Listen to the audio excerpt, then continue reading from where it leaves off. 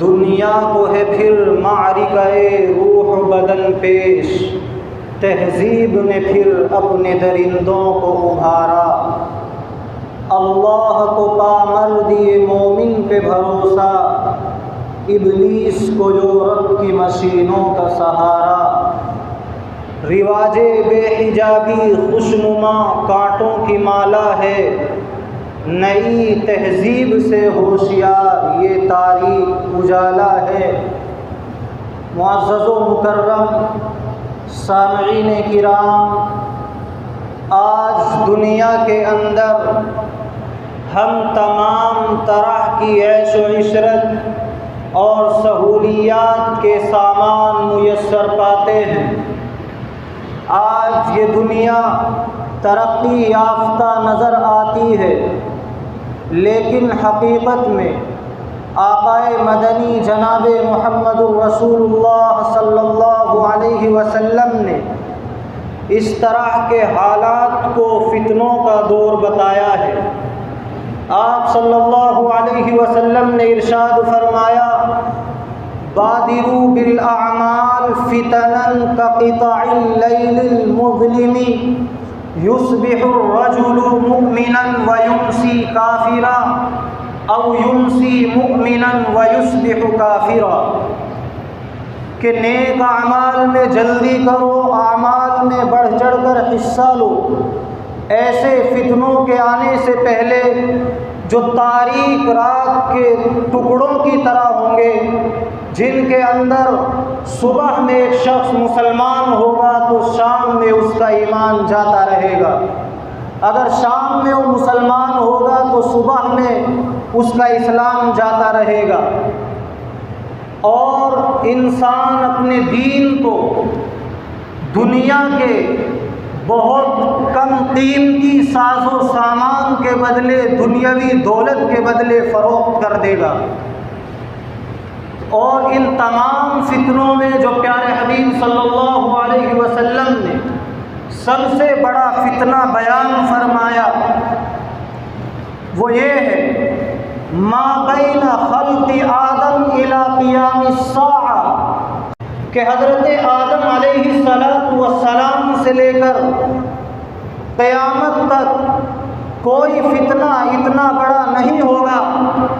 جتنا بڑا فتنہ دجال کا ہے۔ اس وقت اگرچہ دجال کا خروج نہیں ہوا ہے، کیونکہ قیامت کی جو دو طرح کی نشانیاں ہیں، ایک بڑی نشانیاں، ایک چھوٹی نشانیاں، تو دجال کا خروج، دجال کا نکلنا قیامت کی بڑی نشانیوں میں سے ہے، لیکن اس کی تہذیب، اس کی آئیڈیالوجی، اس کا سسٹم، اس کا مائنڈ سیٹ ہمارے سامنے رونما ہو چکا ہے۔ دجالی تہذیب دنیا کے اندر برپا ہو چکی ہے۔ اسی طرح قیامت کی نشانیوں میں سے جو آپ صلی اللہ علیہ وسلم نے نشانیوں کے بارے میں نشاندہی فرمائی، پیشین گوئی فرمائی، وہ بھی ظاہر ہو رہی ہے۔ آپ صلی اللہ علیہ وسلم نے ارشاد فرمایا، من اشراط الساعۃ اذا طاعت الرجل زوجتہ، کہ قیامت کی نشانیوں میں سے یہ ہوگا، آدمی اپنی بیوی کی فرما برداری کرے گا، ہر کام میں اس سے مشورہ لے گا، وعق امہ، اور اپنی ماں کی نافرمانی کرے گا، وبر صدیقہ، اور اپنے دوست کے ساتھ حسن سلوک کرے گا، وجفا اباہ، اور اپنے والد کے ساتھ بدسلوکی کرے گا۔ یہ تمام کی تمام نشانیاں آج ہمارے سامنے ظاہر ہو رہی ہیں۔ اسی طرح پیارے حبیب صلی اللہ علیہ وسلم نے ارشاد فرمایا، یأتی علی الناس زمان، لوگوں پر ایک زمانہ ایسا آئے گا، ہمتہم بطونہم، کہ ان کی فکر، ان کی سوچ، ان کی بھاگ دوڑ، ان کا چلنا پھرنا، ان کا کمانا صرف اپنے پیٹ کے لیے ہوگا، دوسروں پر توجہ نہیں دیں گے، ایثار و ہمدردی ختم ہو چکی ہوگی۔ پھر پیارے حبیب صلی اللہ علیہ وسلم نے ارشاد فرمایا وَقِبْلَتُهُمْ نِسَاؤُهُمْ، ان کا قبلہ ان کی عورتیں ہوں گی، یعنی وہ عورتوں کو اتنا پسند کریں گے اگر وہ ناحق بات کو کرنے کے لیے کہیں، اسی طرح باطل کام پر ابھارے تو اس کے لیے تیار ہو جائیں گے۔ اسی روایت میں پیارے حبیب صلی اللہ علیہ وسلم نے ارشاد فرمایا وَدِينُهُمْ دَنَانِيرُهُمْ وَدَرَاهِمُهُمْ، کہ ان کا دین و مذہب روپیہ پیسہ ہوگا، درہم و دنانیر ہوں گے، وَشَرَفُهُمْ مَتَاعُهُمْ، اور ان کا عزت، ان کی شرافت، ان کا اسٹیٹس، جس چیز سے ان کو بڑا سمجھا جائے وہ ان کی مال و دولت اور ان کا ساز و سامان ہوگا۔ اگر کسی کے پاس اعلیٰ قسم کا بنگلہ ہوگا اس کو بڑا آدمی شمار کیا جائے گا۔ آگے پیارے حبیب ارشاد فرماتے ہیں اولئک شرار الخلق، کہ مخلوق میں سب سے بدترین لوگ ہوں گے، لا خلاق لهم عند اللہ، اللہ کے نزدیک ان کی کوئی ویلو نہیں ہوگی، ان کا کوئی مقام و مرتبہ نہیں ہوگا۔ اسی طرح قیامت کی نشانیوں میں سے پیارے حبیب صلی اللہ علیہ وسلم نے ارشاد فرمایا من اقتراب الساعہ کثرت الطلاق، کہ قیامت کی نشانیوں میں سے، قیامت کے قریب آنے کی نشانیوں میں سے کثرت طلاق ہے۔ طلاق کثرت سے دی جائے گی، حالانکہ اسلام کا نظام یہ ہے کہ جب میاں بیوی کا بالکل ساتھ رہنا دوبھر ہو جائے اور کسی قسم کی کوئی گنجائش ساتھ رہنے کی نہ ہو تب جا کر شرعی طور پر طلاق کا اختیار دیا گیا ہے، لیکن طلاق کی کثرت ایسی ہو جائے گی کہ بات بات پر طلاقیں دی جائیں گی اور اس کا نتیجہ یہ نکلے گا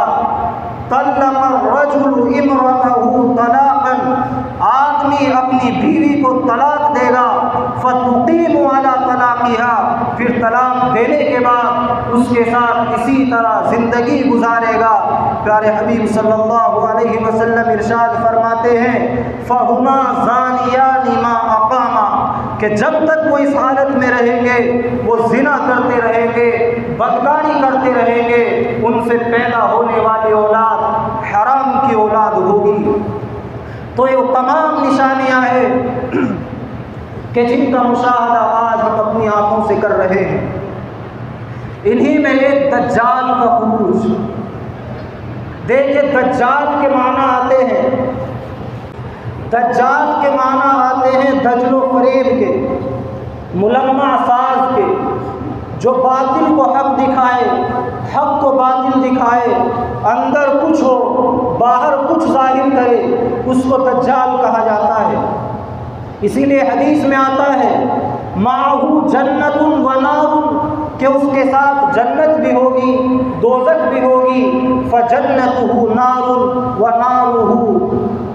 جنت، جو دجال کے ساتھ جنت ہوگی حقیقت میں وہ دوزخ ہوگی، اور جو اس کے ساتھ دوزخ ہوگی حقیقت میں وہ جنت ہوگی۔ اسی طرح پیارے حبیب صلی اللہ علیہ وسلم نے ارشاد فرمایا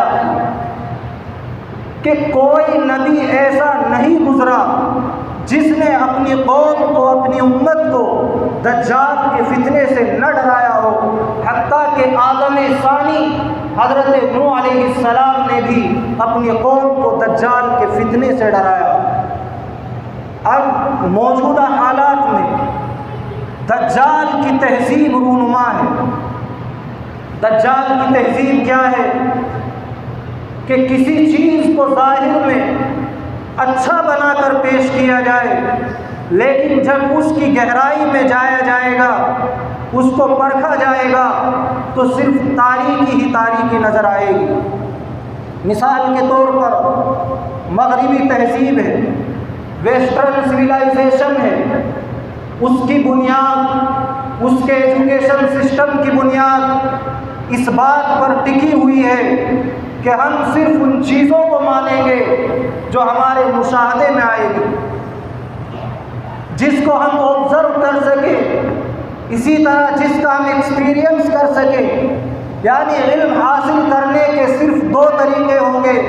مشاہدہ اور تجربہ، کہ جو بھی اس تعلیم کو پڑھے گا اور اس نظام سے وابستہ ہوگا، اگر اس کے سامنے اس خالق کائنات کو ماننے کا عقیدہ پیش کیا جائے اور وہ اس نظام کی بنیاد پر اس کو پرکھنا چاہے تو خالق کا انکار کر بیٹھے گا، کیونکہ وہاں کسی چیز کو ماننے کے لیے اس کا دیکھنا ضروری ہے اور اللہ تبارک و تعالیٰ نظر نہیں آتا۔ اگر وہ اللہ پر ایمان رکھتا ہے تو اب ان دلائل کی بنیاد پر وہ ایمان نہیں رکھے گا، بلکہ یا تو گھر سے اسے اسلام ملا ہوگا یا اس نے اپنی فطرت کی آواز کو سنا ہوگا۔ اسی طرح جو علمیات کے بعد سب سے اہم نعرہ دیا گیا وہ یہ ہے کہ مرد اور عورت کے اندر برابری کی جائے، مساوات کا نعرہ سننے میں بہت اچھا لگتا ہے، عورتیں بھی خوش ہوتی ہیں کہ ہمیں مردوں کے ساتھ برابری کا مکمل اختیار مل رہا ہے۔ حالانکہ جب اس کی گہرائی میں جائیں گے تو یہ عورت پر ظلم ہے، اس کی حیا سے کھلواڑ ہے۔ عورت کی فطرت میں شامل نہیں ہے کہ وہ اپنے شوہر کے علاوہ تمام لوگوں کے لیے مرکز توجہ بنے۔ اس کی فطرت میں یہ نہیں ہے کہ وہ اپنے نازک بدن سے مردوں کو کما کر کھلائے۔ اس کی فطرت میں یہ نہیں ہے کہ وہ آفسوں میں بیٹھے کلبوں میں ڈانس کرے، لیکن اس کو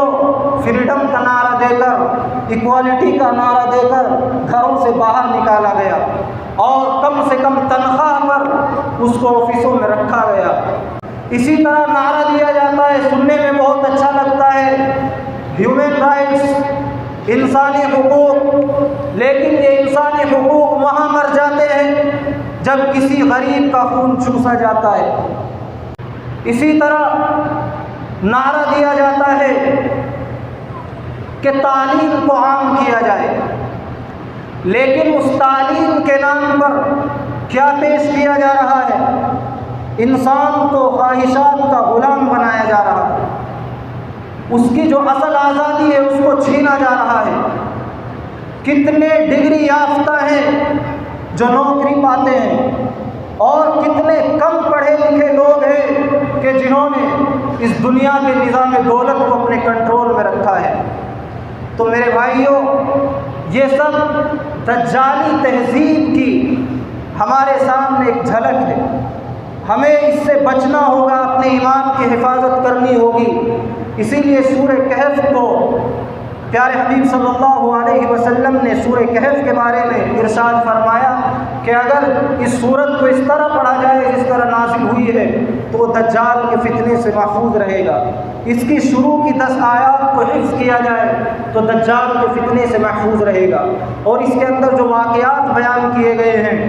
وہ واقعات بھی ہمیں یہی بات سمجھاتے ہیں کہ دجال کا فتنہ یہ مادیت سے متعلق ہے۔ آج پوری دنیا کو مادیت کا سبق پڑھا دیا گیا ہے کہ پوری ترقی اس دنیاوی ساز و سامان میں ہے اور روحانیت کو ختم کر دیا گیا ہے۔ اس لیے اصحاب کہف کا جو قصہ بیان کیا گیا ہے وہ ہمیں یہ سبق دیتا ہے کہ ان 7-8 نوجوانوں نے اس رومی بادشاہ کے کہنے پر شرک کو اختیار نہیں کیا۔ حالانکہ انہیں عہدہ مل سکتا تھا، عزت مل سکتی تھی، لیکن انہوں نے بظاہر اپنی ذلت کو برداشت کیا، اور جب اس ظالم بادشاہ نے ان کے لیے اس زمین کو تنگ کر دیا تو ان نوجوانوں نے وہاں سے ہجرت کی، ایک غار میں چلے گئے۔ اپنا کھانے کا جو ساز و سامان تھا اس کے ختم ہونے کے بعد اللہ تبارک و تعالیٰ نے ان پر نیند کو طاری دیا اور تقریباً 309 سال وہ اس غار میں سوتے رہے۔